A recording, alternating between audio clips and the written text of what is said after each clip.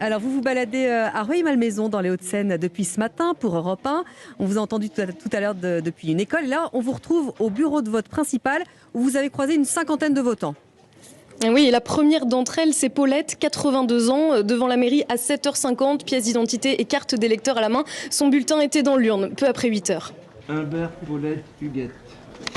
À voter. Comme il va y avoir beaucoup de monde, je préfère venir tôt. J'avais déjà prévu ce que je voterais, donc ça va assez vite. Il y a tellement d'endroits de pays où on n'a pas le droit de voter. J'estime que c'est normal de voter. Les gens qui ne votent pas, je ne comprends pas. Après, ils vont se plaindre. Alors Paulette a aussi une procuration pour un ami. C'est la tendance de ce second tour, explique Denis Gabriel, le président du bureau de vote, installé derrière la grande urne.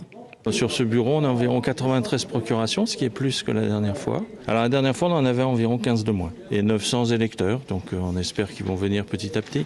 Je crois que le fait qu'il y ait quand même beaucoup de procurations nouvelles, sur la ville, on doit être à environ 2000 à peu près, et bien fait que je pense que les gens sont quand même mobilisés.